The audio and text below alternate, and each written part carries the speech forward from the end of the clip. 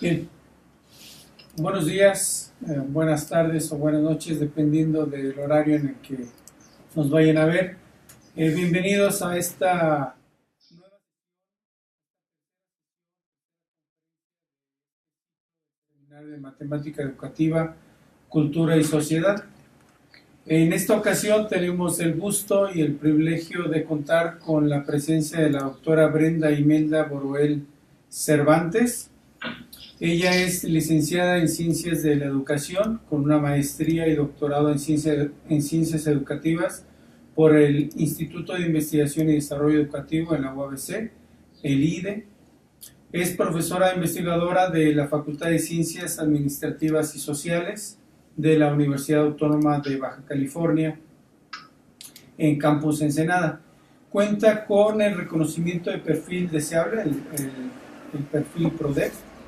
Tiene experiencia docente desde el nivel bachillerato hasta el posgrado. Tiene una experiencia laboral en el diseño y validación de instrumentos de recolección de datos y análisis cualitativo y cuantitativo, así como en el desarrollo de proyectos de investigación educativa en el contexto internacional y nacional. Ella ha publicado en diversas revistas arbitradas, tanto nacionales como internacionales. Es miembro de la Red Nacional de Investigación y Valores en la línea de investigación ética profesional y valores universitarios, un tema que, por cierto, nos hablará hoy. Ha realizado estancias en el Departamento de Teoría y Filosofía de la Educación y el Departamento de Medición y Evaluación Educativa en la Universidad de Valencia, en España.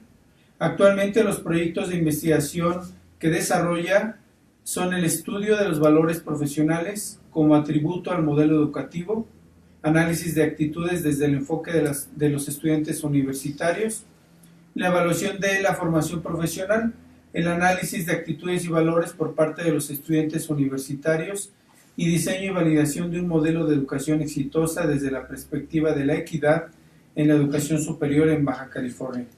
Actualmente es miembro del Cuerpo Académico de Evaluación, Relaciones Escolares y Salud. Bien, Brenda, muchas gracias por aceptar nuestra invitación. En esta ocasión, a diferencia de las otras sesiones de este ciclo, les comento pues para nuestro auditorio, la conferencia es en línea.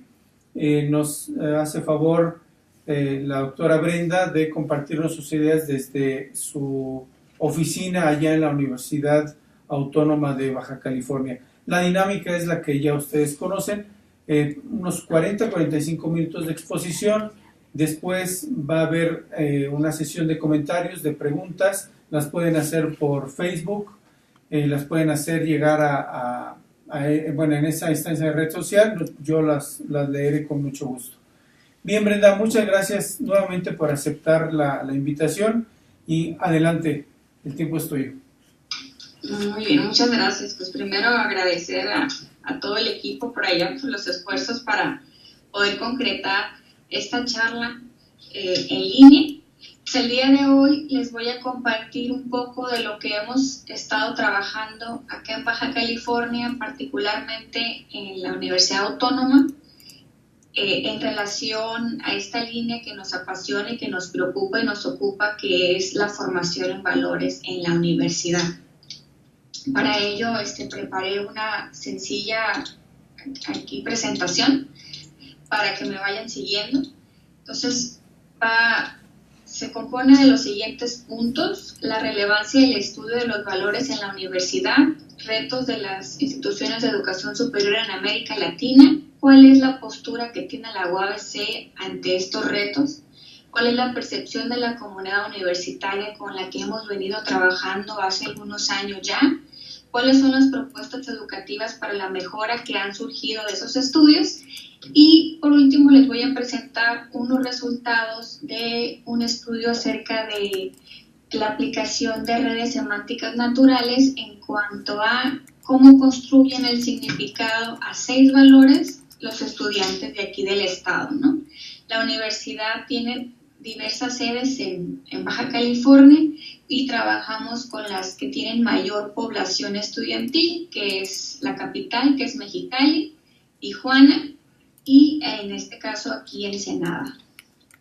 Bueno, y me gusta partir desde una gráfica que nos presenta la Unidad de Evaluación Educativa aquí en el estado, que ellos realizan de manera continua estudios para ver el logro académico de los estudiantes de educación básica.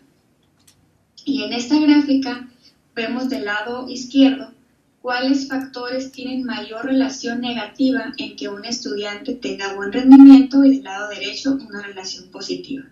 Entonces, del lado izquierdo vemos que la impuntualidad por parte del profesor es un factor altamente asociado, o sea que tiene mayor relación en que un estudiante obtenga menor logro académico, también cuando el estudiante trabaja y tanto cuando el profesor o el estudiante falta a clases. Y por el lado positivo, el factor que mejor se asocia es el promedio general, el segundo la autoestima y el tercero las altas expectativas del estudio. Entonces, esta gráfica nos dice mucho, bueno, nosotros acerca del compromiso que tenemos que tener como formador de formadores, en el caso que tenemos aquí la licenciatura en Ciencias de la Educación, acerca de cuáles son las expectativas que tienen los estudiantes de nosotros como profesores, pero sobre todo, cuáles son los foquitos rojos que debemos de prevenir o evitar en la futura práctica docente, porque repercute en el desarrollo integral del estudiante y particularmente en su logro académico como estudiante, en este caso de secundaria.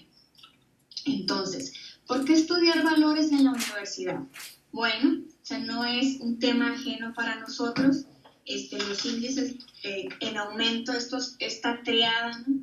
Esta triada tan negativa que impacta a nuestro país, en general a toda América Latina. De acuerdo a los reportes de la UNESCO, México se encuentra en el segundo lugar por debajo de Colombia con un índice de pobreza del 27.5%. En cuanto a la desigualdad, pues el 80% de la riqueza de México se encuentra en el 10% de su población, de acuerdo a la CEPAL. Y en cuanto a la corrupción, pues estamos en el sexto lugar a nivel mundial, ¿no? Entonces, estos tres indicadores que son luego los que vienen a distinguir más a nuestro país, pues tendríamos como universidad la responsabilidad social de entregar al mercado laboral y pues a la ciudadanía a personas preparadas, competentes, en un mundo globalizado para aportar al desarrollo sostenible y económico de nuestro país, pero también agentes transformadores para buscar consolidar una mejor sociedad, ¿no?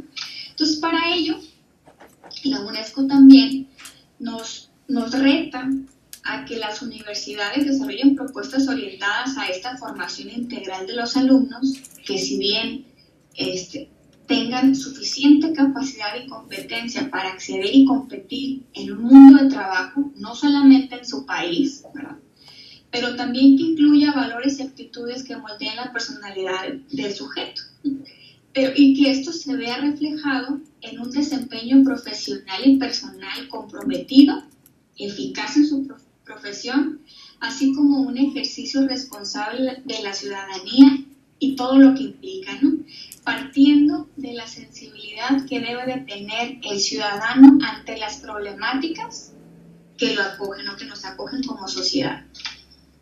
Entonces, la formación profesional, pues desde el inicio de la universidad es una preocupación y su razón de ser, ¿no? O sea, eso lo podemos ver tanto en la misión como en la visión de cualquier universidad, de cualquier parte del mundo. Ahí está el compromiso que hacemos ante la sociedad acerca de qué los vamos a formar y qué características van a tener estos estudiantes o estos futuros profesionistas. Claro que en el marco de capacidades y competencias propias de su profesión para lograr una inclusión exitosa al mundo del trabajo. Sin embargo, en los nuevos estudios, y no tan nuevos, porque estamos hablando que esta línea en el 2006 empieza a fortalecerse más al interior de las universidades, estas capacidades y competencias, aunque si podemos pensar que la competencia, un atributo de la competencia son los valores y las actitudes, fue importante en el discurso pedagógico, separar un atributo particular en cuanto a qué valores y qué actitudes de acuerdo a la profesión deben apuntalarse en la formación universitaria, que se vean reflejadas con un compromiso con su profesión a la hora de brindar un servicio, ¿verdad? ¿Para qué? Para asegurar o al menos apuntalar un ejercicio responsable de la ciudadanía. Es decir, no solo nos debemos de enfocar en que nuestro egresado sea el mejor profesor, el mejor ingeniero, investigador, por los talentos cognitivos a resolución de problemas que tiene, sino que sepa trabajar en equipo, como decía ahorita, que sea sensible a las problemáticas que lo rodean, que se generen espacios de reflexión en los lugares de trabajo donde el egresado o el profesionista sea capaz de ver los problemas, analizar los problemas desde una manera integral, no solo profesionalmente o específicamente de su profesión. Entonces, ¿cuál es el atributo que la formación profesional deberá desempeñar? Me voy al segundo renglón. Dice, la formación en valores constituye un problema de investigación pedagógica compleja. No es sencillo, es otro de los obstáculos que nos hemos encontrado a nivel internacional. No es fácil entrarle al constructo de los valores porque es un concepto unívoco y es un fenómeno multifactorial, ¿verdad? Sin embargo, aquí en la universidad hemos entrado por la línea psicológica para analizar la naturaleza del valor y su implicación en el actuar del ser humano. Imagínense ustedes que hay teorías que nos dicen que de acuerdo a cierta formación o a cierto entrenamiento podemos predecir el comportamiento del ser humano cuando se presenta en una situación u otra, ¿no?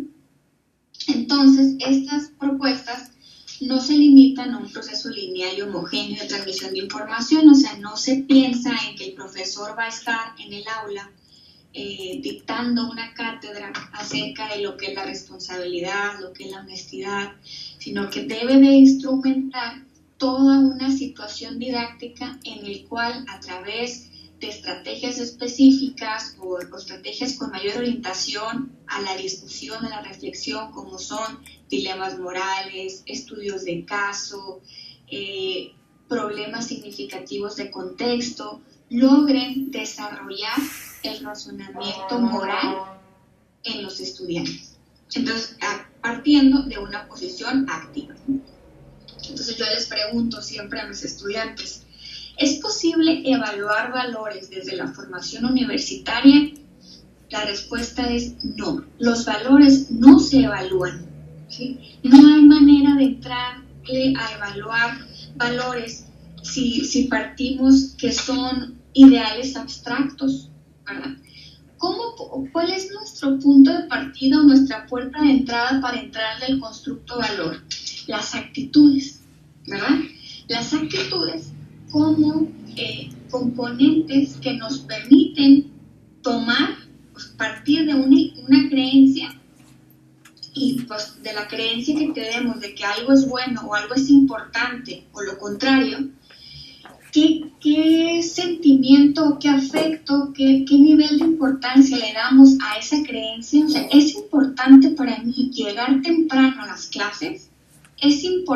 Yo creo que la puntualidad es importante, pero en mi persona es importante para mí llegar temprano, entregar puntualmente las tareas, es el componente afectivo. ¿Qué tanto me acerca o me relaciona para convertir esa creencia en algo material, real o verdadero que puede ser visible?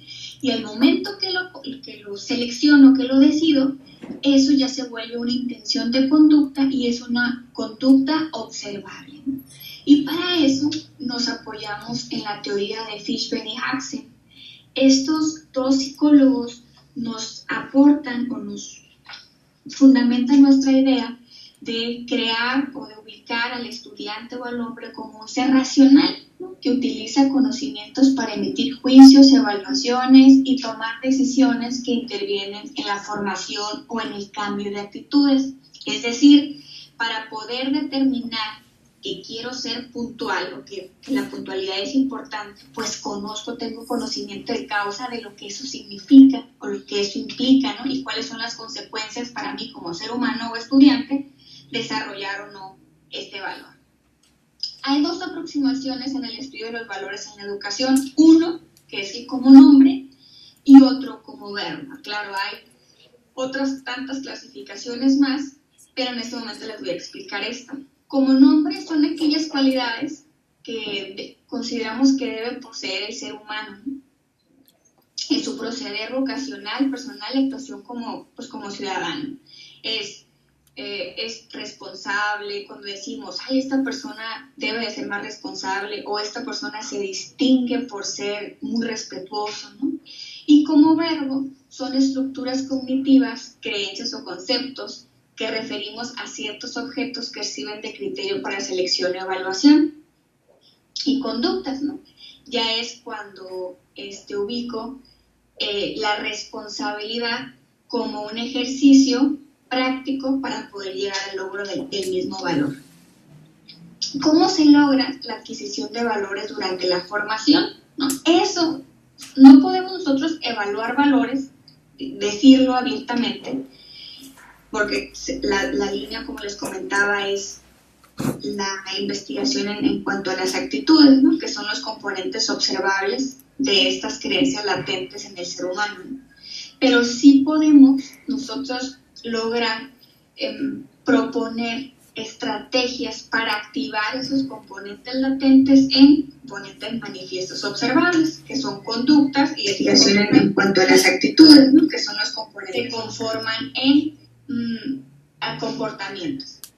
Entonces, para que los valores sean integrados apropiadamente en una persona, se necesita vivir experiencias en la solución de conflictos, participar en la reflexión y el discurso orientado a valores, así como clarificar un sistema de valores a nivel interpersonal o de grupo. Y eso es bien importante.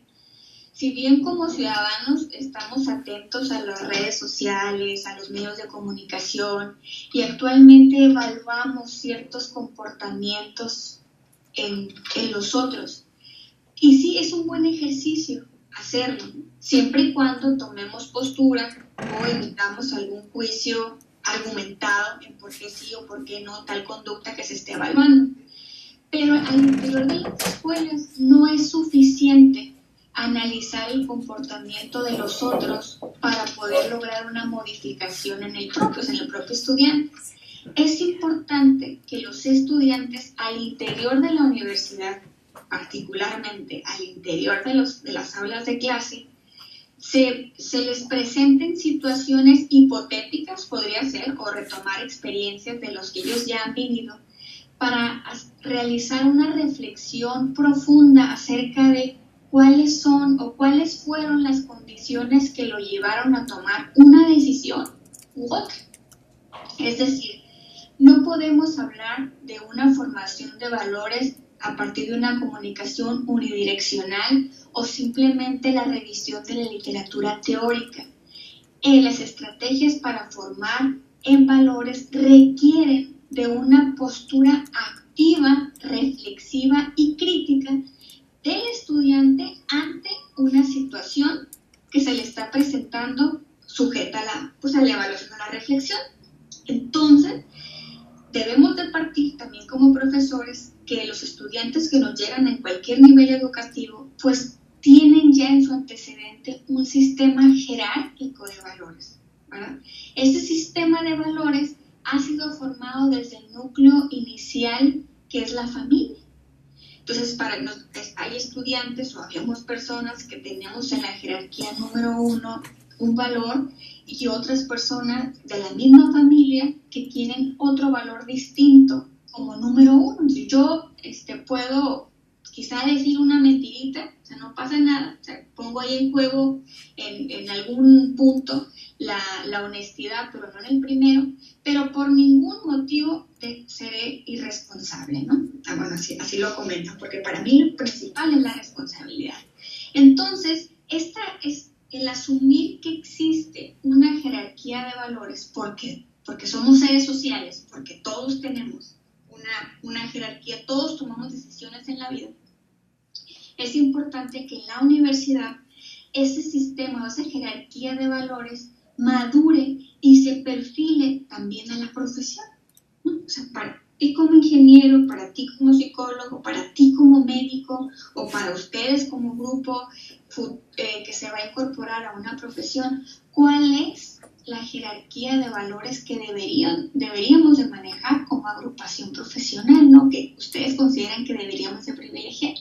De esa manera, a lo largo de la formación universitaria, el cuerpo académico y el cuerpo estudiantil deberemos de ir instrumentando estrategias pedagógicas y extracurriculares también para consolidar ese sistema de valores que los va a distinguir de una profesión y otra y que a su vez les va a dar mayor sentido de pertenencia a su profesión. Digo, eso es un poco lo que hemos venido haciendo por acá. Bueno, aquí en la universidad, ¿cómo materializa sus intenciones? ¿No? Como la mayoría de las universidades tiene un modelo educativo, pero ¿qué no tenemos? Por ejemplo, como el caso que tiene la Universidad Iberoamericana, aquí tenemos una universidad privada que es CETIS Universidad del Valle de México, o sea, varias universidades, particularmente de corte privado, que tienen en su mapa curricular y en su formación universitaria en general, líneas formativas explícitas en cuanto al componente que le llaman de vida estudiantil y calidad moral en sus estudiantes. Y son materias, al menos 5 materias explícitas en la currícula que tienen que ver con formación de valores, ética general, ética aplicada, ética profesional, desde esas propuestas curriculares hasta agrupaciones de voluntariado, liderazgo con sentido social, programas de responsabilidad social. Entonces es un acompañamiento curricular que les da calificación y créditos, como también un adiestramiento a que constantemente estén en contacto con la problemática y la solución de problemas exteriores a la universidad, que les permite ser sensibles con causa a la resolución de esos problemas, ¿no? Entonces aquí en la universidad estamos cortos todavía, tenemos el modelo educativo y también tenemos un programa institucional de valores, pero que todavía está muy verde, que apenas está madurando en cuanto a qué mecanismos y acciones concretas tendríamos que desarrollar para que nos apoyen estos programas, como también a las clases que impartimos en la formación de cada futuro licenciado o ingeniero, ¿no?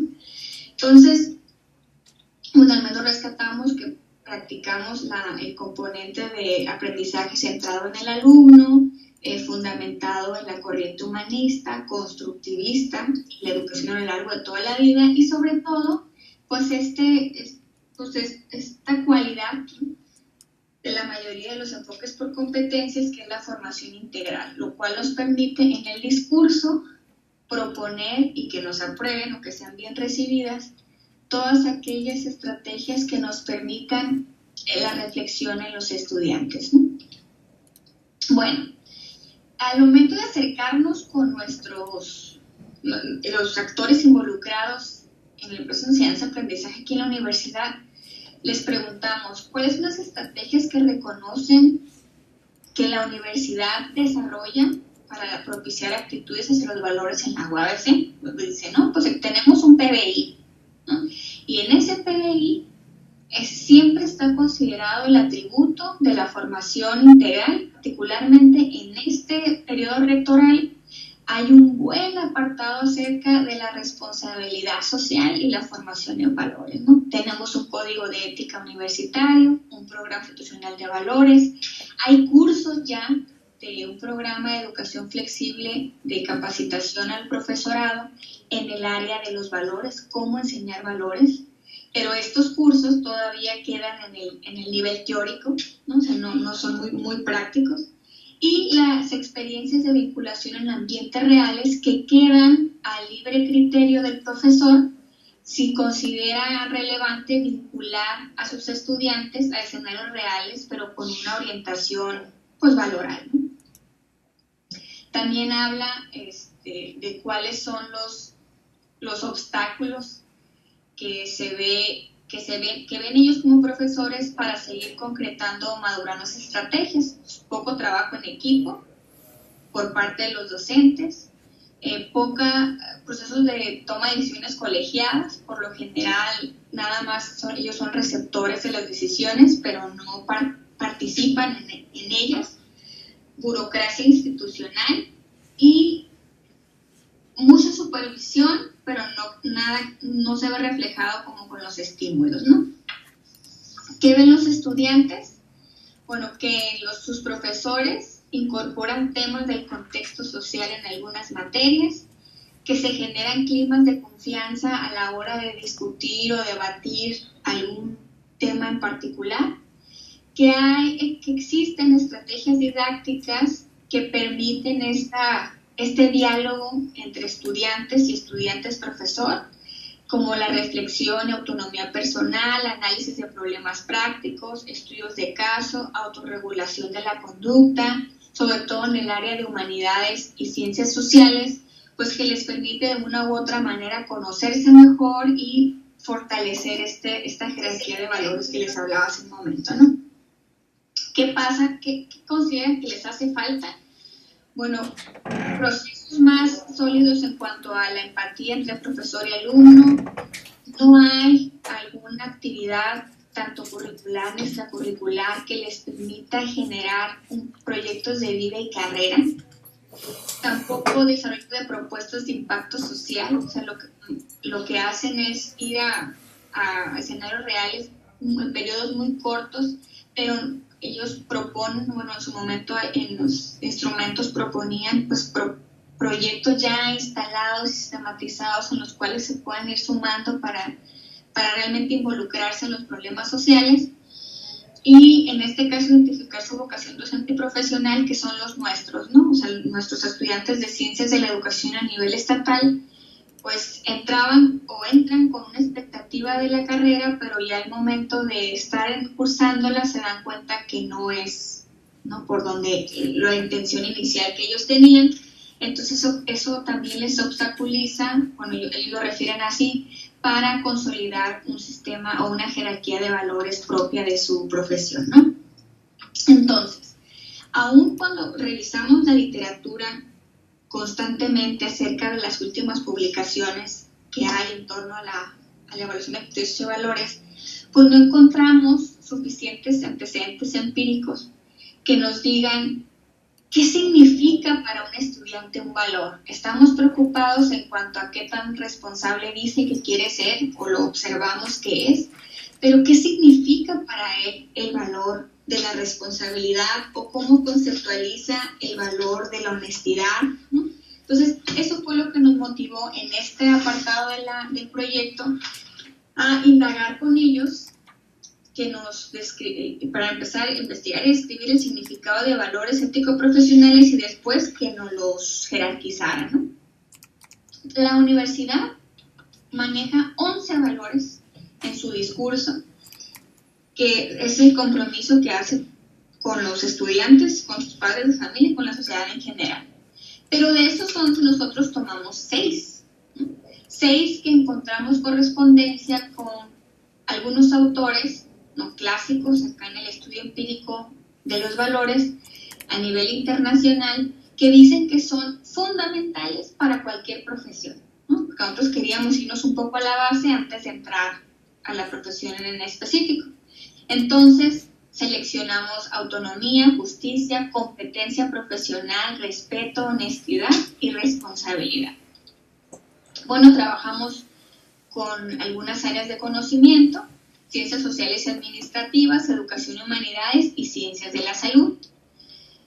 Bueno, trabajamos alrededor con 3.297 estudiantes. Era el total, trabajamos con 807 estudiantes nada más. Y aplicamos el instrumento de redes semánticas naturales. Estas redes semánticas naturales lo que nos permite es lograr identificar en el estudiante, por un lado, la información que tiene en su memoria semántica y por otro, en la memoria episódica, ¿no? La memoria semántica es el tesoro de nuestro cerebro que nos dice cómo un ser humano construye un concepto y cómo le permite relacionarlo con otros conceptos para poder emitir un significado. Y la memoria episódica es la que nos permite, determinar temporalidad en los recuerdos, ¿verdad? Esto, tanto la memoria semántica como la episódica, corresponden a la memoria a largo plazo, ¿no? Que es realmente la que nos interesa trabajar porque es la memoria en la cual se han quedado impregnadas habilidades, conocimientos, actitudes de manera más profunda que distinguen o le dan estilo al actuar a una persona por un periodo de tiempo más prolongado, ¿no? Entonces, esta técnica se diversificó a partir de los estudios de Valdés, que él trabaja en la UNAM y ya en la Facultad de Psicología, ¿no? Que ha abonado bastante información acerca de cómo logran significar adolescentes y jóvenes la pobreza, la corrupción, el ser mujeres en un mundo de hombres. Tiene bastantes estudios muy enriquecedores desde la concepción de la construcción de significados frente a palabras estímulo que les presentamos. Ahorita les explico cómo se aplica la técnica. Para poder activar esta memoria a largo plazo y esta técnica en particular, necesitamos presentar palabras estímulo. En nuestro ejemplo, trabajamos 6, que son los valores que les mencioné hace un momento. Y después de presentarle esas palabras estímulo, el estudiante tiene un cuadernillo en el cual hay abajo 10 líneas en las cuales tiene que en un minuto, porque es lo primero que se le viene a la mente, que se asume que es lo que él recuerda como importante, es llenar las palabras definidoras que para él significa esa palabra estímulo en un minuto. Después de un minuto, regresa, va llenando un minuto, en este caso son 6 minutos sin fracción, porque van cambiando la hojita de cada palabra estímulo. Es importante que no se le presenten todas las palabras de estímulo para que no haya un choque ahí en cuestión de recuerdos intentando contestar una y otra, que sea lo más claro para él una palabra estímulo, terminar el ejercicio, luego la siguiente, terminar el ejercicio, así uno por uno. Y luego, ya que termina ese apartado, regresa a la palabra estímulo número 1 y jerarquiza las palabras definidoras que él le asignó a cada palabra estímulo. Y ese apartado es muy importante porque si en el primer minuto anotó lo que se iba acordando, ya son 2 minutos para jerarquizar, ya él reflexiona qué palabra definidora es más importante para asociar a la palabra estímulo que se le está presentando. Entonces, él jerarquiza. Del 1 al 10, les confieso que es difícil encontrar respuestas de los estudiantes con las 10 palabras definidoras. El promedio de respuesta viene siendo 6, 7 palabras, siempre dejan líneas en blanco, pero pues no pasa nada, al final de cuentas es un reflejo de lo que los estudiantes pues tienen, ¿no? en su memoria a largo plazo. Entonces, ya que tenemos todo esto se captura, ¿no? Nosotros lo hicimos a través de tablas dinámicas en Excel. Entonces, nosotros tenemos diferentes indicadores que nos va dando la técnica. El primero y el más robusto es el valor J, es decir, el total de palabras que obtuvimos para definir cada valor. Palabras distintas, ¿cuántas son? El valor M es una vez que se pondera con una formulita, ¿cuáles palabras fueron las que tuvieron mayor peso semántico? O sea, si el valor de responsabilidad tuvo en promedio, 100 palabras, de esas 100 palabras definidoras, ¿cuáles fueron las que tuvieron mayor jerarquía? Número 1, 2, 3, 4 y así las vamos agrupando hasta tener un conjunto SAM, que es el listado de las 10 o de las 15, dependiendo qué tantas fueron, palabras con mayor peso semántico que el estudiante o los estudiantes le atribuyeron a cada palabra estímulo. ¿Qué encontramos? Para la palabra estímulo, honestidad, la primera palabra o la que tuvo mayor jerarquía como palabra definidora fue la palabra sinceridad, la segunda verdad, la tercera respeto, la cuarta responsabilidad y la quinta confianza. La última, o sea, la de menor peso, fue franqueza, seguida de integridad, familia, compromiso, transparencia y ética, ¿no? Bueno, aquí podemos analizar o podemos inferir, o bueno, reflexionar un sinnúmero de conclusiones, ¿no? ¿Qué está pasando? Bueno, me adelanto un poco a las conclusiones. Los estudiantes no tienen una claridad semántica de lo que significa cada valor, al menos lo que significa teóricamente. Las palabras que ven ustedes ahí señaladas en rojo son las únicas que se asemejan a los conceptos que utilizamos como referentes para el análisis de cada valor. Por ejemplo, para Berumen y García, la honestidad apuntala a la promoción del valor de la verdad con rectitud y confianza en el desempeño profesional. Y las demás, como valor, como concepto teórico, no casaban dentro de lo que tenemos pues, como referente. En la palabra estímulo, competencia profesional, también la primera es la responsabilidad, que es otro valor. O sea, para mantener una competencia profesional que distinga a un profesionista íntegro por la capacidad, como lo ven aquí en el parrafito, para aplicar conocimientos, habilidades y actitudes para desarrollar una profesión o prestar un servicio, pues aquí nada más se asemejaron las palabras preparación, cumplimiento, capacidad y habilidades, ¿no? Y aquí es otra línea de investigación que se nos abrió, que es responder o reflexionar por qué un valor es definido por otro valor. ¿Qué pasa ahí con ese nodo o esa red semántica, ¿no?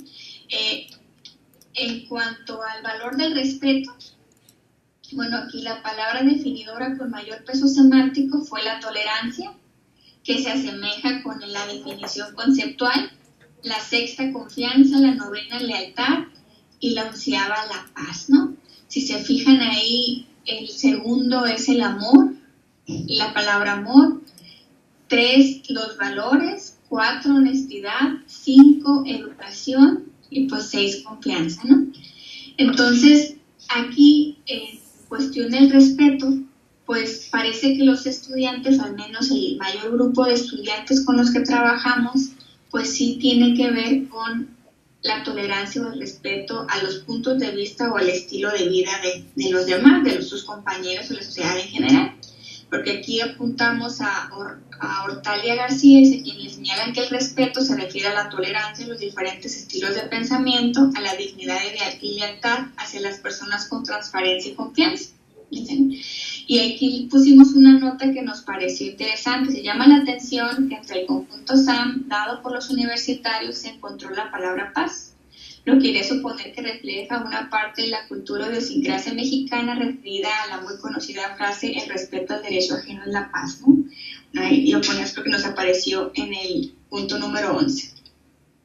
Luego, en cuanto a la palabra justicia, bueno, aquí en la justicia, si ustedes se fijan, pues hay más palabras en los primeros lugares que dan cuenta de las palabras con mayor peso semántico que se refieren a la teoría, que son la igualdad, el respeto, la equidad, la honestidad, la dignidad y en el número 7, equitativa, ¿no? Entonces aquí la definición con la que partimos es quienes señalan que la justicia se orienta a la distribución equitativa de los recursos para conseguir fines múltiples, es la constante voluntad de presentar bienes y servicios a cada cliente conforme a derecho a partir de equidad, igualdad y democracia. En cuanto a la autonomía, también las primeras 3 palabras que mayor peso semántico, significado semántico tuvieron para los estudiantes son independencia, libertad, responsabilidad. En quinto lugar, la palabra individual. Y aquí la definición es que la autonomía se basa en la capacidad personal de tomar decisiones en el ejercicio de la profesión y se fundamenta ante todo en la responsabilidad y la libertad, ¿no? Si este resultado es especialmente relevante, colocamos ahí ya que los participantes definieron el estímulo de autonomía con la palabra libertad como la segunda más importante de este conjunto en particular. Y la palabra estímulo responsabilidad tuvo un peso de 920 como valor M, que la palabra compromiso, seguido por dedicación, cumplimiento y puntualidad, y el número 12, la disciplina, que luego los profesores asociamos mucho, ¿no? La conducta o el hábito de la buena disciplina con la persona al momento de ser responsable. Bueno, para ellos lo pusieron hasta el número 12. Y aquí la definición es la obligación reconocida por los propios profesionales de responder puntualmente a lo que se espera de ellos en su desempeño laboral, al actuar en beneficio del cliente bajo prácticas basadas en la disciplina y compromiso profesional. Esto por Anna Hirsch, que seguramente, o sea, quizá usted ya tengan el gusto de conocerla, es una investigadora de la UNAM y tiene bastante trabajo abonado en cuanto a la línea de investigación de ética y valores en la universidad en el posgrado. Y Rafaela García, que ya falleció hace un par de años, y ella también tiene bastante trabajo, pero particularmente del valor de la responsabilidad, y ella tenía su sede en la Universidad de Valencia en la Facultad de Teoría de la Educación, ¿no? Entonces procuramos tener a los referentes que mayor aportación tienen en cuestión del constructo de valores, ¿no? Bueno, ¿cuántas palabras definidoras logramos obtener diferentes en los 6 valores? 24.749 palabras, ¿no? Entonces tenemos una base de datos amplia en cuanto a, les digo, esta diversidad conceptual que nos arrojaron los estudiantes por un lado, y por otro, pues un amplio lenguaje, ¿no? Podemos inferir ahí en cuanto a cómo definir 6 palabritas estímulo los estudiantes. Podemos inferir que los estudiantes manejan un amplio bagaje conceptual en función de los valores profesionales, sin embargo refleja también una falta de consenso y claridad acerca de la concepción de los mismos. No se puede saber si la universidad está promoviendo valores, ya que el presente estudio no es un estudio de corte experimental. O sea, básicamente estamos en la fase, pues yo no me atrevería a decir que exploratoria, pero sí descriptiva, recolectando información de lo que asumimos que se hace, porque este estudio de significados fue antes de preguntarles directamente qué observan que la universidad está haciendo para promover valores en la universidad. Entonces, no podemos atribuir a que los estudiantes presentan como nombre o como verbo valores en su conducta a consecuencia de su formación universitaria. No hemos hecho una selección o un cuasi experimento para decir a partir de un diagnóstico de cómo llegan o cuál es su sistema o jerarquía de valores con el que nos llegan a la universidad, y cuando son potenciales egresar poder hacer otra medición a partir de las intervenciones específicas para fortalecer esta área y decir que en efecto hubo una ganancia en cuanto a las actitudes observadas, o nos mantenemos igual o al contrario, hay una pérdida, ¿no? Dice, hablar de evaluación de valores permite comprender su importancia para la formación de actitudes de los estudiantes, pero recuerden, cuando leemos evaluación de valores, siempre hay que pensar que no es el valor el que se evalúa en sí, sino la actitud, ¿no? Es conveniente introducir en la planeación educativa y el trabajo científico espacios para el desarrollo de la reflexión, pues que apuntalen a mejores actitudes y por que reflejen pues los valores que se están desarrollando al interior de las aulas o que se están consolidando, ¿no? Bueno, entonces, ¿cuál es la aportación de este estudio? Que nos permite observar un escenario real acerca de cómo rescata de su memoria, de su contexto temporal como estudiantes universitarios, ciertos valores aplicados a su vida cotidiana. Porque este estudio nos permitió como fase 2 generar un instrumento o un inventario de actitudes hacia los valores, pero a partir de situaciones que viven como estudiantes y tomando en consideración lo que ellos nos dijeron que significaban los valores para ellos. Pues eso nos ha permitido corroborar o validar esta técnica y nos permite como pues, investigadores mantener vigente la línea y motivarnos a desarrollar ya proyectos de intervención, que es en la fase que estamos arrancando en este momento precisamente en el programa de posgrado, ¿no? De acuerdo a todos los antecedentes empíricos que tenemos y teóricos en cuanto al constructo valor, al constructo ética profesional, al constructo actitudes, cuáles son las estrategias que debemos de intervenir y medir, ¿no?, el impacto que estas tienen en la formación de los estudiantes. En esa fase estamos. Bueno, para ahora sí tener respuestas más concretas sobre qué está haciendo la universidad, ¿no? Entonces, ¿cuáles son las propuestas educativas para seguir mejorando? Utilizar métodos participativos como bien importante para el desarrollo del carácter activo de los estudiantes, como sujetos de aprendizaje y de la educación en valores. Aquí en nuestra universidad, al igual que en otras universidades, tenemos la sociedad de alumnos, tenemos otro tipo de agrupaciones que participan o laboran en pro de la universidad, pero de manera atomizada o aislada. Entonces la propuesta es que unamos esfuerzos, que la convocatoria sea mayor y la participación en general de la comunidad universitaria pues sea mucho más activa, no nada más les quede la responsabilidad a los de la sociedad de alumnos en este caso, ¿no? Procesos de comunicación basados en el respeto mutuo, la confianza, la autenticidad de relaciones que propicia la influencia del docente como modelo educativo en la formación del estudiante. Esa es otra cosa bien importante que vale la pena resaltar.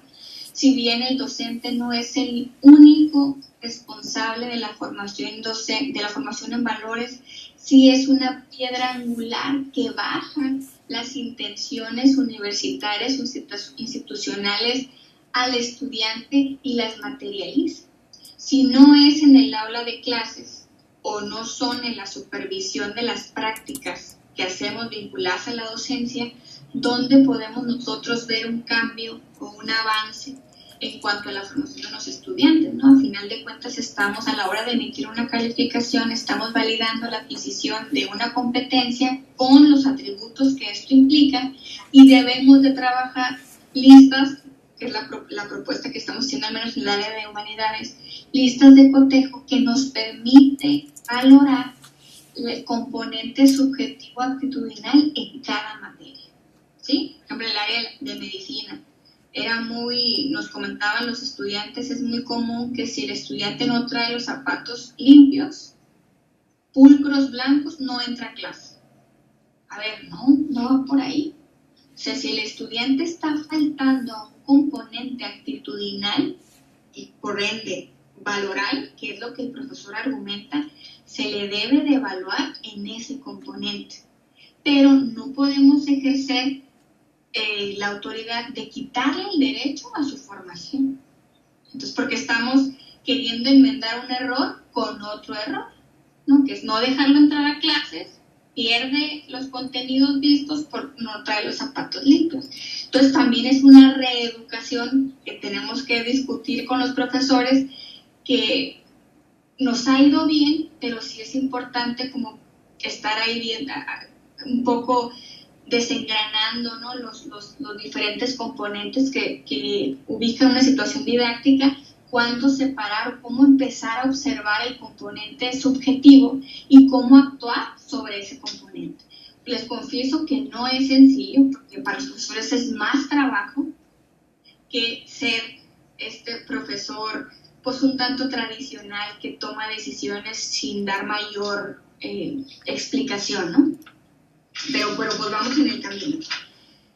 Otra estrategia sería empoderamiento de la comunidad universitaria a través de proyectos de intervención que permitan escucharles y darle voz para el posterior diseño y ejecución de proyectos universitarios, que les comentaba que ya echamos a andar estos proyectos, y darles voz no solo es a los estudiantes, también es a los profesores, a los directivos, al personal administrativo de apoyo, porque aunque a veces no lo consideramos, bueno, al menos aquí fue un descubrimiento interesante, una reflexión. El personal que nos apoya en actividades administrativas es la que recibe todos los días a los profesores, a los estudiantes, a padres de familia.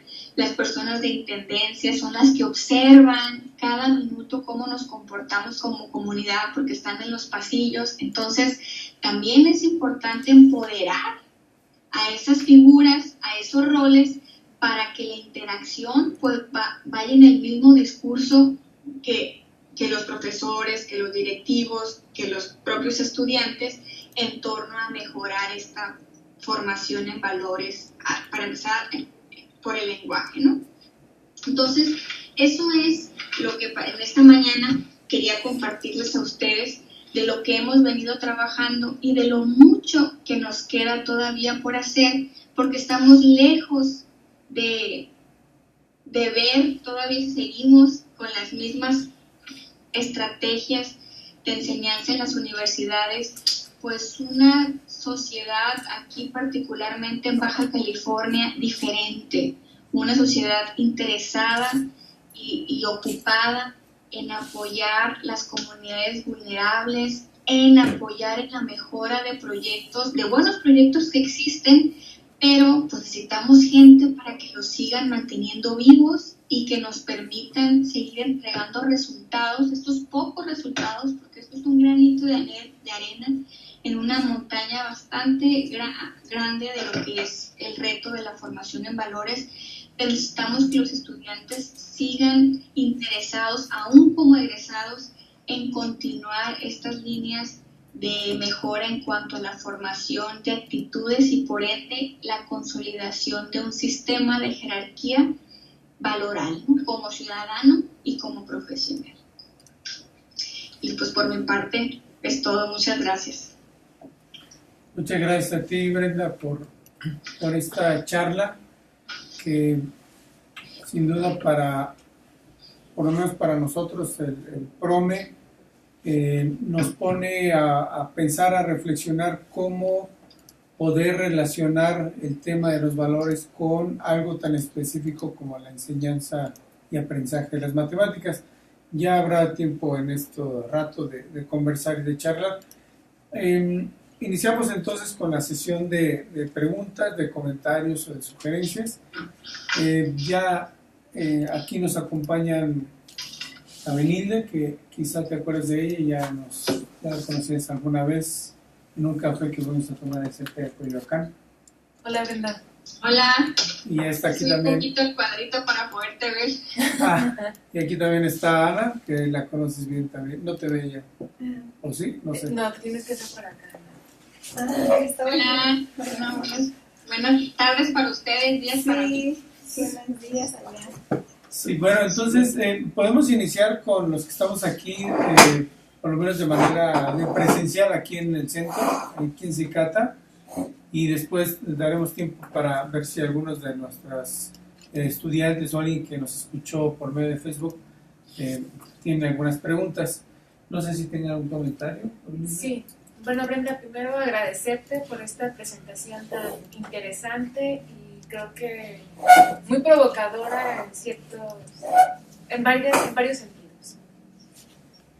Yo pensaba al escucharte, bueno, primero la importancia de un estudio de esta naturaleza y todo lo que nos aportas, y creo que nos evocas muchas reflexiones que tenemos que profundizar, pero yo pensaba en lo difícil que es construir valores en medio de un mundo que tiene otras, no sé si son valores o antivalores, pues, pero otras maneras de ver. Pensaba, por ejemplo, en las exigencias institucionales del individualismo, por ejemplo, que quizá atenta contra la justicia. de premiar siempre al mejor estudiante, de generar desde los cursos una competitividad muy fuerte que en la universidad todavía no es tan clara, pero más avanzas, la competitividad es más exigente y tú solito. Y pensaba en los sistemas de evaluación de los investigadores, por ejemplo. Hay una parte en la que te dicen, si tú eres primer autor, si tú has publicado solo, como un valor, cuando en realidad uno sabe que no hay mejor manera de trabajar que la colectiva para producir conocimiento.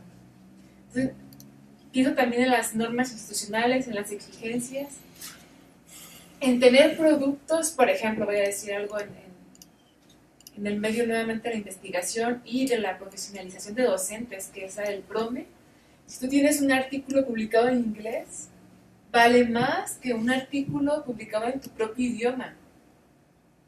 México, que es un país de 120 millones de habitantes aproximadamente, que tiene una población de casi 15 millones de indígenas, que es un porcentaje bastante alto, ¿no? La lengua indígena no es valorada, ni siquiera reconocida como lengua oficial, pero ahora cerca del Mundial verán ustedes que seremos la selección azteca, ¿no? Pero no hay ningún incentivo, por ejemplo, para publicar un trabajo en lenguas indígenas, ni siquiera revistas, creo yo, ¿no? Entonces, pienso que yo pensaba en la justicia como este valor de presentaste 6, ¿no? Pero la justicia me marcó porque pensaba, ¿cómo hacerlo vivir cuando hay una presión tan fuerte de otras maneras de ser reconocido, evaluado, valorado, ¿no? De hecho, cuando uno presenta a una persona o uno tiene que hacer un CV, lo que tienes que poner, para mí, es completamente irrelevante. ¿Qué importa si has publicado 15 artículos, ¿no? ¿Qué persona eres o cómo los publicaste? ¿De verdad tú trabajaste en esa? No sé, es decir, hay muchas cosas que no importan en realidad. O sea, quiero decir, en los sistemas de evaluación no importa. No necesariamente puedes publicar lo que te gusta, el tema que más te interesa, sino en la revista que está en boga, y esa revista marca ciertas directrices. Entonces, y eso va contra la autonomía, no sé. Es decir, yo creo que ya te he podido como expresar esta preocupación, porque me parece que es tratar de construir valores en medio de un escenario social que reconoce y que te obliga casi a hacer de otra manera para ser, yo ni siquiera diría que exitoso, pero para sobrevivir. Sí, fíjate, gracias por tu comentario, tu reflexión, Benilde. O sea, y esa reflexión no es ajena, yo creo que para todos los que estamos involucrados, uno en el sistema nacional, dos en la universidad y pues en general en la sociedad. Pero mira, partimos, o sea, nuestra plataforma pues ya es desigual. Si al inicio de la charla les decía que el 80% de la riqueza en nuestro país se encuentra en el 10% de la población, de acuerdo a la CEPAL, ya estamos en un terreno muy, pues yo hasta me atrevería a decir trágico, ¿no? Entonces, o sea, ¿cómo quieres construir buenos ciudadanos si no tienen las expectativas de vida mínimas para crecer con calidad y calidez en el país que los vio nacer? 1. 2.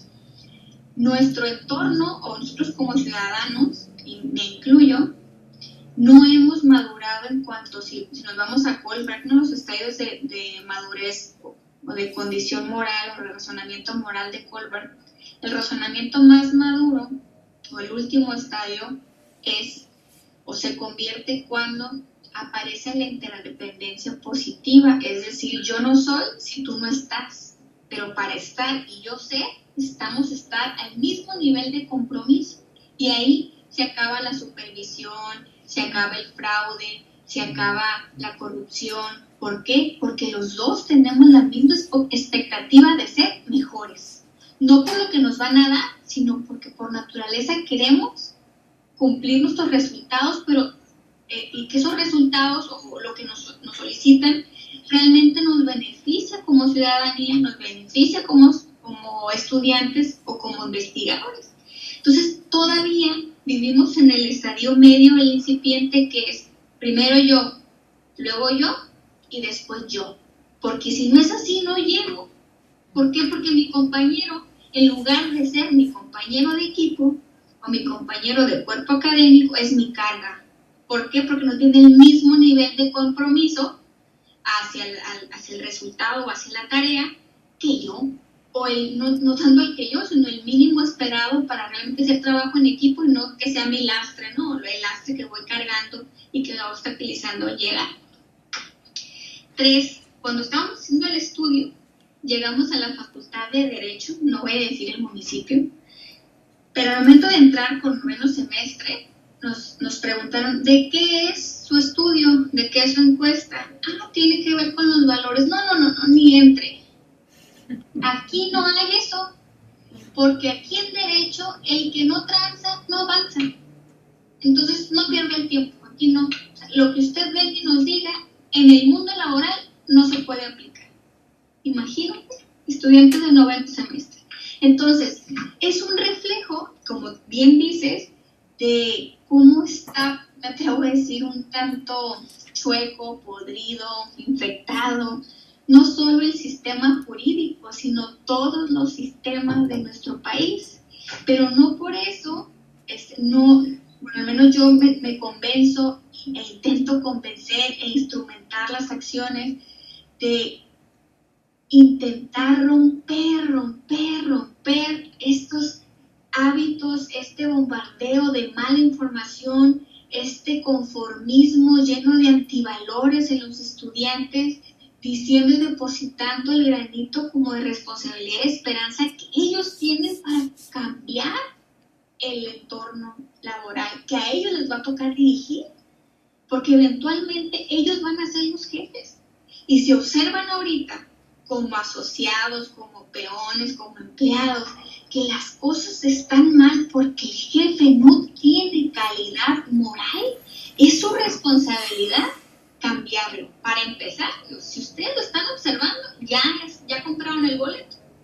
Malo fuera, o el escenario más terrorífico fuera que dijeran, no, pues el jefe, no sé, manda a su subordinado por las sogas y eso no es, y eso está bien. ¿Por qué? Porque su subordinado.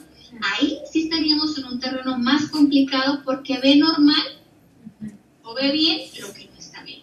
Pero si ya nos está molestando, nos está picando el saco, nos está apretando, quiere decir que hay un sentido de inconformidad y que tienen que utilizarlo para cambiar las cosas, para a través del discurso, de sus acciones, en el puesto en el que esté, empezar a empoderar y educar al jefe. Entonces, si ellos salen de la universidad decepcionados del sistema, como muchos otros que ya hemos corrido, estamos realmente, el futuro que se ha visto es más catastrófico de lo que ya es.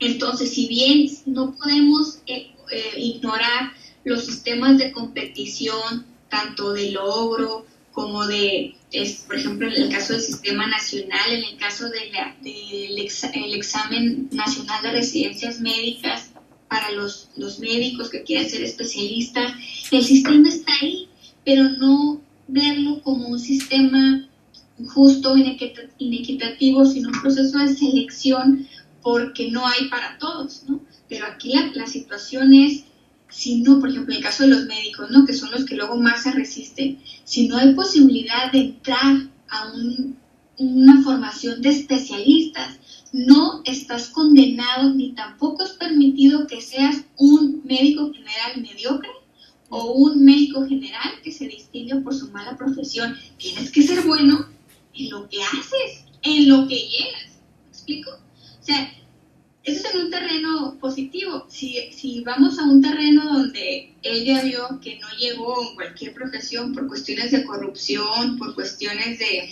desigualdad, inequidad, bueno, pues, una, es nuestro país, y dos, si hay alguna manera,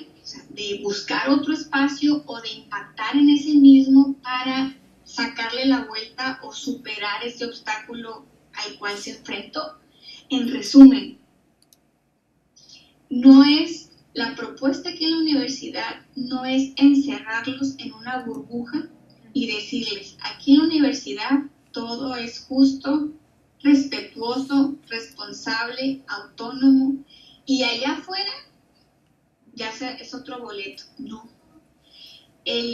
La propuesta es que como estudiantes universitarios, diría Miquel Martínez, los tenemos en el último espacio de aprendizaje ético, en el aula por 4 o 3 años, comenzar a entrenarlos en cómo pueden ser agentes de cambio en el mundo real que tiene bastantes retos que afrontar.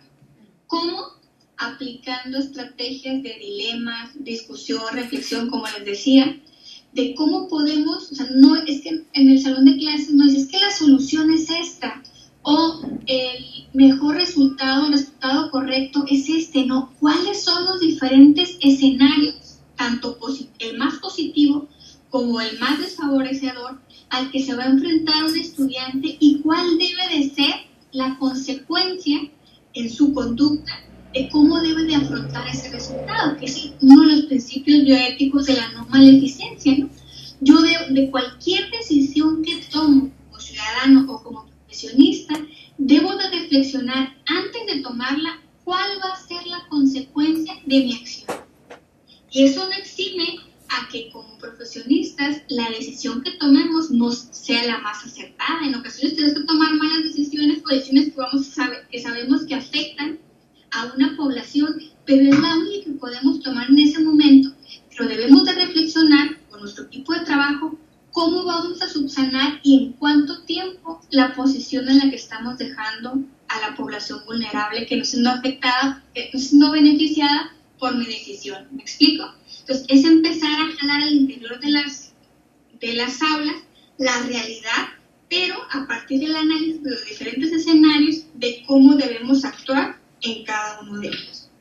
Y es lo que hacemos, es lo que no te puedo decir que nos funciona al 100% porque no hemos hecho un estudio experimental como para ver así en concreto la asociación del impacto entre una variable y otra, pero al menos sí vemos estudiantes más críticos, más reflexivos y menos conformes con lo que sucede, al menos aquí en la región.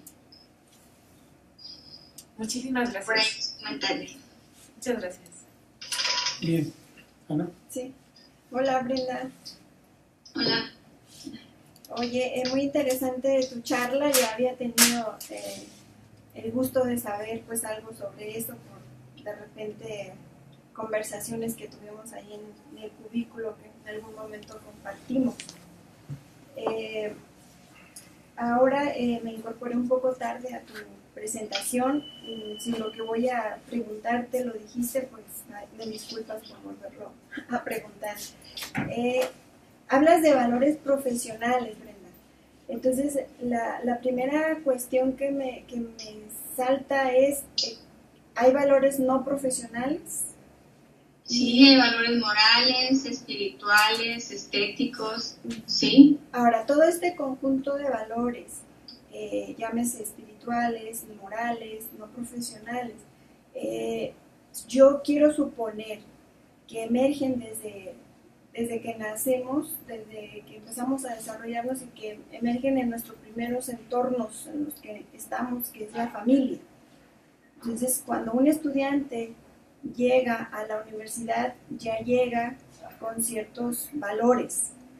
Uh-huh. ¿Qué pasa con, no sé si has hecho algún estudio en el que tú puedas ver con qué valores llega el estudiante, cuáles de esos valores se mantienen durante su profesión, cuáles no, porque precisamente por este contexto institucional en el que estamos, por el que nos regimos, muchas veces hay valores que creo que se pierden y hay otros valores que se conservan por la familia, por muchas cuestiones. No sé, esa sería una pregunta que te hago, si has indagado algo al respecto y si quieres te hago la otra pregunta o me respondes primero esta. Sí, si quieres la segunda. Ok. En el segundo caso, sé que no, los valores es uno de esos constructos que no son medibles, no los puedes medir, entonces tú utilizas actitudes para medir un valor, pero lo haces como si la actitud fuera un indicador del valor, si no me equivoco. Pero los indicadores son características. ¿Por qué lo haces? Porque, bueno, los indicadores son características medibles, pero también son observables. Y no sé, en este sentido, qué tanto uno pueda medir un valor observando actitudes de los estudiantes ante ciertas situaciones. Y si has pensado, si has trabajado algo en ese terreno, en observar las actitudes, o si tienes planes para ello. Bueno, muchas gracias. El primero, les decía hace un ratito, que no podemos todavía en este momento decir qué tanto la universidad por sí sola aporta en la consolidación de valores ya existentes o en la generación de nuevos valores que no existían al momento de ingresar a la universidad. Lo más que hemos hecho en ese terreno es que las aplicaciones de los instrumentos, por ejemplo, las escalas de actitudes, que son escalas tipo Likert, las aplicamos a grupos de estudiantes de tercer semestre que tienen un año cumplido en la universidad, de sexto semestre y de octavo semestre. Pero lo que hemos encontrado es que no hay diferencias significativas en cuanto a el grado de acuerdo o desacuerdo que tienen los estudiantes hacia el ejercicio de un valor o no. Entonces, lo podemos inferir de manera así muy arriesgada, pues que la universidad no está impactando, al menos en esos resultados del estudio, en decir que hay una curva como de crecimiento en cuanto a que al principio pensaban o se consideraban el valor de una manera y en octavo semestre lo posicionan en otra. Claro que el instrumento que es el mismo instrumento, no refleja una madurez, ¿no? de cierta adquisición o consolidación de un valor, sino que es el mismo, ¿no? Te presenta una situación que como estudiante vives y tú tendrías que seleccionar como el grado de acuerdo o desacuerdo en esa situación. Entonces no tenemos todavía resultados para poder figurar a la universidad como aportadora de valores específicos, o si los valores siguen siendo todavía responsabilidad de otros factores como medios de comunicación, sociedad, en general, fuera de contextos externos a la universidad, ¿no? Que ese pues todavía sigue siendo uno de los puntos pendientes en la agenda, ¿no? 2. Si bien como el corpus académico y teórico en cuestión de los valores, pues hay como dos tamices ahí. Uno, todos los que abonan toda la teoría, la filosofía de los valores, ¿no? La axiología de los valores, ¿no? Como disciplina responsable del estudio de los mismos, ¿no? Que tiene diferentes anteojos de cómo se construyen los valores y cómo se ponen en práctica por los seres humanos, desde la perspectiva sociológica, filosófica, antropológica incluso. En nuestro caso, la teoría que estamos trabajando o que trabajamos en este proyecto fue por el lado de la psicología, porque nos interesaba en este momento, o sea, sí hemos hecho observación con los estudiantes, y esta observación en sus prácticas de clase, que nos permitieron construir este instrumento que, vamos a hacer un ejemplo. Me gusta cuando mi profesor tome en cuenta mis puntos de vista, aunque sean diferentes a los de los demás. ¿Sí? Entonces, son situaciones que nosotros ubicamos en los salones de clases, en los cuales quisimos ya preguntarles de manera concreta para confirmar si lo que observamos pues tiene un corte positivo o negativo. Entonces, el estudiar actitudes o evaluar actitudes para tener un componente duro acerca de qué tan presente está un valor reflejado por una actitud, que de manera repetida es un comportamiento, no es la única manera, ni tampoco me atrevo a decir que es la mejor, pero es una de las vías para empezar a tomar decisiones en cuanto a cómo piensan y cómo se comportan los estudiantes. ¿Cuál es la mayor limitante? Como cualquier estudio cuantitativo, no sabemos la razón, no sabemos el por qué. ¿Explico? O sea, que un estudiante diga que está de acuerdo o en desacuerdo a tal situación que estaría reflejando un valor, nada más nos dice eso, pero no nos dice cuál es la razón. O sea, si es porque lo ve, o si es porque lo vive, o si es porque lo aprendió en su casa.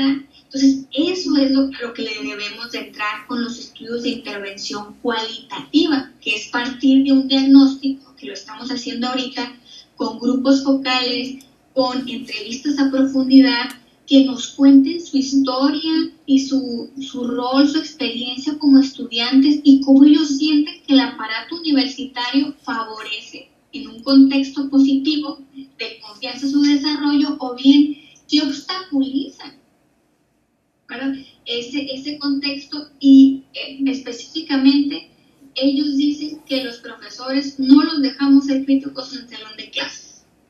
¿Cómo quieren que seamos reflexivos en torno a situaciones sociales, situaciones universitarias, si los profes se ofenden cuando participamos o reflexionamos sobre algún tema que vio y se siente como agredido? Si tú, canijo, o sea, pues habrá razón en eso, ¿no? Entonces, estamos en el discurso queriendo propiciar algo cuando al interior de nuestras clases, ni siquiera tomando el constructo valor, al momento de impartir nuestra clase somos un tanto autoritarios. Entonces, resumo, no es la única vía entrarle a través de los valores, de las actitudes, tampoco me atrevo a decir que es la mejor, pero es una vía que desde la perspectiva cognitivista está muy, muy estudiada y sí nos permite observar un panorama en cuanto a qué comportamientos esperan los estudiantes.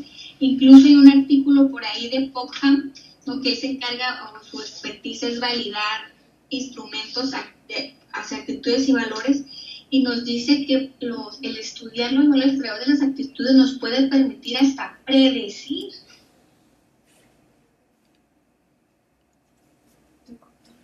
Se cortó. Entonces, digo, es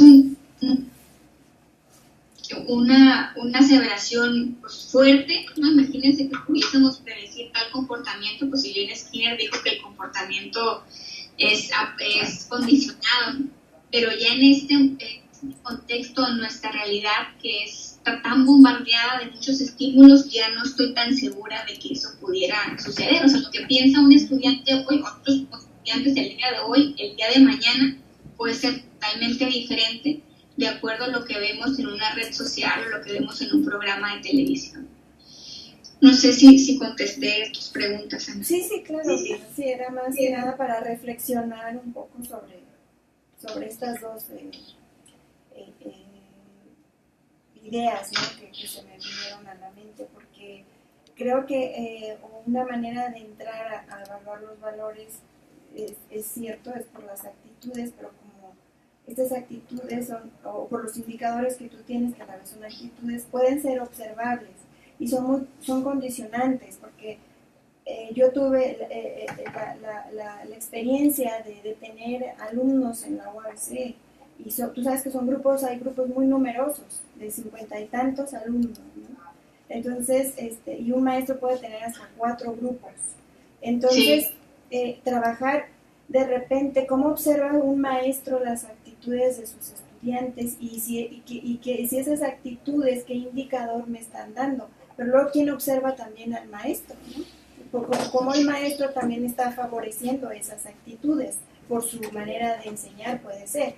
Entonces, se me ocurre como una idea, a lo mejor que te la dejo ahí para reflexionar, que con los estudios que tú ya has hecho, Brenda, me parece que tienes como un material como para hacer de pronto un listado que pueda ser observado en clase y tú dárselo al maestro para que durante todo el semestre observe en cada uno de sus estudiantes, a lo mejor un grupo, no digo que los 4 que tenga a cargo, las actitudes de sus estudiantes, y que el maestro también tenga una lista para medir, va a observar las actitudes de su maestro. Y tú dijiste hace rato, cuando las actitudes ya son a largo plazo se convierten en un comportamiento. Entonces, yo creo que esa sería una, desde mi punto de vista, claro, es una idea que puede ayudar a obtener datos de las actitudes observables en el salón de clases, en el aula, que es donde siento que más hace falta trabajo dentro del salón de clases, porque sé que la UABC tiene muchos mecanismos para favorecer valores, el Día de Muertos, todos estos eventos que hay ahí, creo que son buenos, pero creo que dentro del aula específicamente falta todavía trabajo. Se me ocurre esa idea, pero bueno, tú sabrás. Muchas gracias, claro que sí, ya tomé nota. Ok, Brenda, gracias por tu charla. Bien, Brenda, voy a darle voz a las preguntas que nos ponen por Facebook. Una de ellas es de Seidi Barraza. Voy a leer tal cual. Dice: buen día, maestra Brenda. Tengo una duda sobre lo que mencionaba de las actitudes de los profesores en los procesos de evaluación. Le comento que yo fui maestra en la Facultad de Contaduría en la UABC de Tijuana. Y me tocó escuchar a mis alumnos decir que ya les iba a tocar la materia que el 10 es solo para Dios, refiriéndose a un maestro en específico. Cuando les pregunté, me comentaron que era un maestro muy estricto, pero muy bueno. Incluso uno de ellos me dijo: sí, yo creo que no vamos a salir de la biblioteca. Y referencias similares las he escuchado en otras escuelas, no solo en la UABC. ¿Qué podría decirnos acerca de estos profesores? ¿Estos profesores están dispuestos a cambiar las rúbricas de evaluación? ¿Cómo su perspectiva ayudaría a los estudiantes? Muy bien, pues muchas gracias por compartir su reflexión. Yo creo que aquí un mejor ejemplo, o bueno, un ejemplo que puedo utilizar soy yo. Si ustedes tienen el gusto de venir aquí a la universidad, a la facultad, y no sé si a Ana le tocó o todavía no le tocó, la maestra más odiada en la licenciatura soy yo, de Ciencias de la Educación, ¿no? La maestra más temida soy yo, ¿no?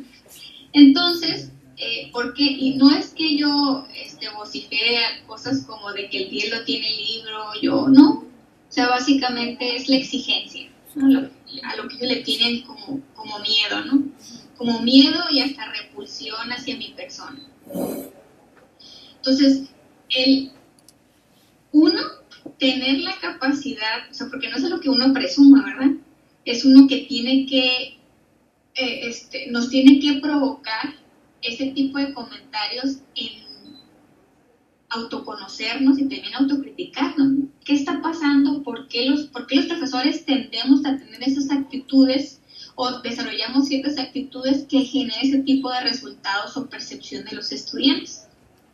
Bueno, retomando el comentario que decía, porque me pasa un poco a mí, aquí la compañera es buen profesor, lo lleva a la biblioteca, pero el que el 10 es para el libro, pues bueno, como este silogismo se ha tratado, pues se puede interpretar de dos maneras. Uno, que nadie va a alcanzar el nivel que el libro tiene, o dos, quiere propiciar un alto nivel de compromiso y responsabilidad en el aula.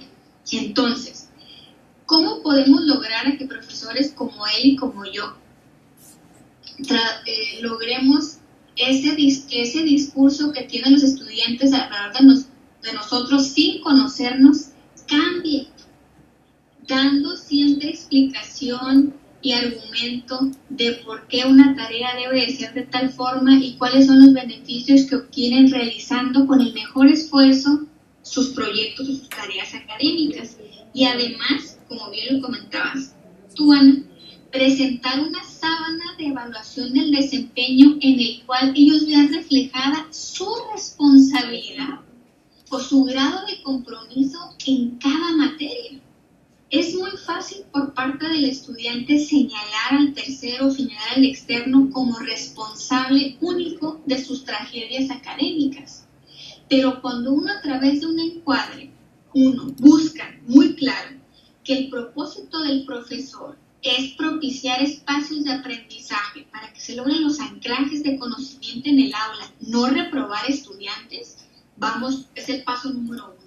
2, tengo bien instrumentada ese esfuerzo que vamos a hacer conjuntamente con los estudiantes en el logro de aprendizajes significativos en el aula. Y 3, tengo los parámetros, tanto cognitivos como actitudinales, con los cuales van a ser evaluados. Y puede decir, ese profesor es muy exigente, pero el grado de exigencia está plasmado en un contrato que hacemos al inicio de clase.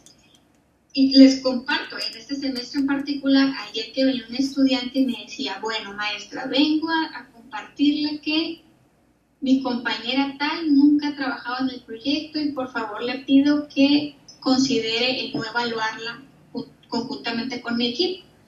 Porque hablé con mi equipo y les dije, yo no creo que la maestra Boroel esté donde esté por haberle permitido a sus compañeros estar en el equipo sin hacer nada, ¿no? Entonces, a partir de ejemplos, a partir de asesoría personalizada, como bien lo dices tú, Ana, tenemos 4 grupos por cada profesor de 50 estudiantes. Es fundamental los encuentros fuera del aula con los estudiantes. Si no, ¿cómo los conoces? Si no, ¿cómo te das cuenta de sus expectativas? Como profesor, yo puedo ver, todos podemos ver quién nos está haciendo una cara negativa o de disgusto o de inconformidad, pero no sabemos por qué. Cuando les hablamos en asesorías o en espacios más cortos de comunicación, empezamos a descubrir quiénes son los estudiantes. Entonces, 1, el profesor, como lo comenté, tiene que tener como muy claro su propósito, que es el de aportar. Si es un profesor que tiene un propósito que no es ese, pues no debería estar en la universidad o no debería de estar en la práctica docente. 2, tener conocimiento y estar formado y empoderado en cómo instrumentar una clase en un contexto democrático, en un contexto de confianza con los estudiantes, y eso no implica perder autoridad con ellos. Al contrario, se eleva el nivel de exigencia de la clase. ¿Por qué? Porque tenemos el canal de comunicación abierto ahí para resolver cualquier incidente. Y claro, uno también se puede equivocar, aceptar los errores como profesor, pero enmendarlos en ese momento o en un corto tiempo. Entonces, creo yo, y me atrevo a inferirlo, que la mayoría de los profesores que están en la universidad sí se preocupan porque sus estudiantes aprenden. Hay pocos que luego tienen el ego un poco más inflado y les gusta ser reconocidos por su grado de maldad, pero es lo que venden. Ya al interior de las aulas sí hacen buen trabajo con los chavos, los hacen sufrir un poco, pero en el fondo tienen su corazón. Entonces, los escenarios en los que he tenido la oportunidad de compartir con mis compañeros, que han sido varios por fortuna, les ha permitido a ellos reflexionar sobre su práctica, pero también poder señalar, por ejemplo, los directivos, qué profesores o de qué hora los profesores reciben mayores comentarios orientados a cuestiones de injusticia o faltas de respeto, para motivarlos a que se inscriban a estos cursos que les decía que existen aquí en la universidad, el programa flexible de capacitación, que es de diferentes tipos, pero uno en particular es cómo enseñar y promover valores en la universidad. Entonces, si bien como directivo no lo puede obligar, pero sí se le invita a que se prepare, ¿no?, para instrumentar clases bajo esta plataforma de mucha más conciencia moral. Por ahí mi comentario. Bien, gracias, Brenda. Yo tengo un comentario, quizá ya sea de los finales para no abusar de tu tiempo. Trataré de ser breve. Una de las razones por las que nos ha interesado en este ciclo en particular, estoy hablando del Seminario de Matemática Educativa, Cultura y Sociedad, invitar a investigadores, profesores con tu perfil, es que nos puedan también mostrar otras formas de relacionar las matemáticas, la enseñanza de las matemáticas, con por ejemplo, con los valores, como tú lo comentas ahora. Yo creo que las matemáticas es una de las materias que más promueve la competencia, es una de ellas. Incluso se tiene la idea de que si eres bueno en matemáticas, eres bueno en todo. Y hasta se puede llegar al exceso de decir que si eres bueno en matemáticas, las otras materias como historia o ciencias sociales o demás materias relacionadas con humanidades pueden ser sencillas de pasar o de aprender, porque pues finalmente son solo letras y no son símbolos con los que tienes que trabajar. Eso me parece, creo que la mayoría de los profesores que hemos enseñado, que hemos dado matemáticas, con eso nos hemos enfrentado más de una vez. En ese sentido, desde mi punto de vista, creo que las matemáticas, al promover mucho la competencia, pero también se promueve mucho la individualidad, también genera estas, no sé si sean antivalores profesionales, pero por lo menos no generan un valor profesional como un compromiso. Ahora voy a decir un compromiso hacia el otro, porque puede ser el compromiso hacia uno mismo, hacia la persona, que el estudiante se vuelva más comprometido con aprender determinados conceptos matemáticos. Pero también en matemáticas una parte importante es poder explicar el desarrollo de un problema y además ser paciente, creo yo, ante el desarrollo de aprendizaje o la manera como aprenden otros de sus compañeros el mismo concepto. Sin embargo, la manera como están estructuradas las materias de matemáticas, las clases de matemáticas, generan este compromiso, generan esta falta de compromiso hacia el otro. No sé, yo entiendo que tú no eres experta en matemáticas, pero ¿qué sugerencias pudieras dar a profesores específicamente de matemáticas para generar estos valores de compromiso, de responsabilidad, valores profesionales, pero también puede ser otro tipo de valores como los morales? Mira, pues yo creo que todos los que estamos en el escenario de la educación, así que no hacemos distinción entre si enseñamos literatura, si enseñamos matemática o si enseñamos geografía. O sea, al final de cuentas el foco, el eje es esa relación didáctica que hacemos con los estudiantes y lo que provocamos que se desarrolle entre ellos mismos. Ustedes como expertos en la enseñanza de matemática tienen un talento invaluable que nosotros no, que es el desarrollo en un nivel mayor del razonamiento lógico matemático. Los estadios de Colbert alcanzan madurez debido a ese razonamiento de lógica, que en la mayoría no lo tenemos. Entonces, sus estudiantes deben de ser capaces no nada más de resolver problemas matemáticos, sino de tomar posturas críticas ante cualquier problema, porque están capacitados o adiestrados para eso. Entonces, si giramos un poco esta capacidad, esta potencia que tienen de razonar para despejar, para resolver, para desarrollar un problema matemático, lo mismo sucede para desmembrar un problema ético, un problema moral, un problema profesional, porque la capacidad de ver consecuencias, de ver posibles soluciones, ahí está en potencia. Una. Dos, como bien lo comentabas, un estudiante para poder egresar en el campo de las matemáticas tiene que ser disciplinado, tiene que ser perseverante, tiene que ser tolerante, no nada más a sus compañeros, a su misma frustración de no lograr el resultado en el tiempo que lo tienen planeado. Tiene que estar comprometido con sus estudios. O sea, ustedes tienen una disciplina, un área de conocimiento idónea para poder lograr un cambio. Nosotros no sabemos en qué medida un estudiante resuelve problemas de constructivismo, porque es teoría, pero ustedes sí, porque es matemática. Un estudiante tiene que llegar a un resultado, tiene que demostrar el dominio de cómo llegó a ese resultado. Es una disciplina que requiere de bastante talento y lo tiene. ¿Cuál sería una opción o una buena manera de cortar o de intentar aportar algo en individualismo?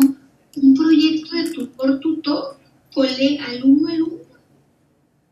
O sea, puedo acreditar, ya sean créditos, alguna hora de servicio social, alguna posibilidad de tener acceso a alguna beca, al préstamo de una computadora, qué sé yo, alguna especie de intensivo. Sí te ayudo o sí comparto contigo mis conocimientos y te ayudo a que logres el resultado que se espera lograr. ¿Qué lo hacemos? No sé si ahí en el posgrado no sea así. O sea, los programas de tutor de iguales, que es estudiante con estudiante, por lo general es un estudiante que va en un grado más arriba, tiene la responsabilidad y asume el compromiso de ayudar al estudiante a que mejore, quizá no en toda la tesis, pero en algún proceso, cómo plantear el problema o cómo darle un encauce metodológico a un problema muy similar al que él está trabajando, que es la zona de desarrollo próximo, ¿no? Del aprendizaje significativo, o sea, que es qué tanto puede llegar el estudiante a diferencia de que si lo hiciera solo, a que lo hace acompañado de un compañero, un colega que no es su profe, que quizá tiene más confianza.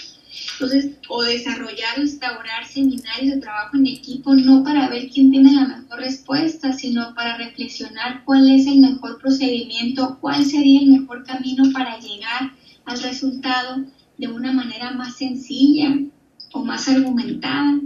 Entonces, esas son algunas posibilidades que veo que al interior de acá de nuestra universidad, no siempre, echamos a andar cuando hay grupos muy, muy atomizados, muy desintegrados y que nos interesa que sean parte de una generación y que además se reconozcan y se conozcan, porque afuera quizá uno le va a dar empleo a otro, ¿verdad? Uno va a ser el jefe de otro, y si se conforma un buen trabajo en equipo al interior del salón de clases en la universidad, pues seguramente en su campo laboral deberá de ser de la misma manera, ¿no? O deberán de promover estos valores de colectivos que desarrollan al interior de las escuelas.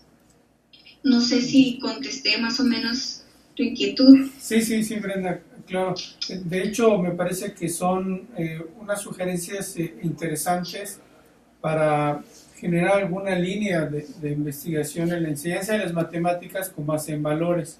Yo en lo particular he revisado ya alguna literatura, hay poca, no mucha, sobre cómo vincular la enseñanza de las matemáticas con los valores, con la enseñanza. Bueno, que esta es una pregunta que me parece que puede ser tema de otra charla.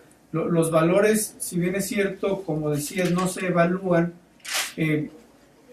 enseñarlos puede ser también difícil, aunque por parte del profesor enseñar un valor, no creo que se pueda solo enseñar con palabras, con teoría. Creo que el valor, para enseñar un valor, requiere un compromiso aún mayor, como lo dijiste en su momento, por parte del profesor, no solo de él, también de las instituciones, porque requiere hacer algo, hacerlo y hacerlo visible, pues. Será difícil hablar de un compromiso, que el profesor enseñe un compromiso o intente enseñar el compromiso solo con diapositivas, si él a sí mismo no hace acciones que indiquen cómo va el compromiso o en qué significa el compromiso. Tan fácil como uno no puede enseñar lo que uno no tiene, o lo que uno no conoce, ¿verdad? Así es. Entonces, bueno, insisto, en este sentido me parece que es un tema interesante, por lo menos lo tomamos así. Esto de los valores con la enseñanza de las matemáticas creo que puede abrir un tema de investigación interesante de este lado. Brenda, ya no quiero abusar más de tu tiempo. En verdad te agradezco mucho tu tiempo, tu participación, tu compromiso por estar aquí con nosotros y mostrarnos parte de tu investigación. Como ya te comenté, tu charla será puesta en YouTube y sin duda les pediremos a nuestros estudiantes que la revisen para analizar tu charla. Si hay dudas de parte de ellos y de alguno de nosotros, ya nos estaremos contactando contigo. Muy bien, pues muchísimas gracias nuevamente, un gusto volver a verlas. Espero pronto Ana y Benilde, Isaías nos puedan visitar, también que las invitemos como profesores invitados, que hay un nicho importante acá de la enseñanza de las matemáticas. De hecho estamos en ceros en esa línea, pero con mucho gusto lo recibiremos para acá. Y pues cualquier cosa, pues tienen mis datos por si hay alguna duda, algún comentario, con toda la disponibilidad para atenderlo. Gracias. Muchas gracias, Brenda. Tu constancia te la enviamos por correo. Te mandamos un abrazo. Que pasen buena tarde. Igualmente. Bye. Bye. Ya ni dijimos cuál era la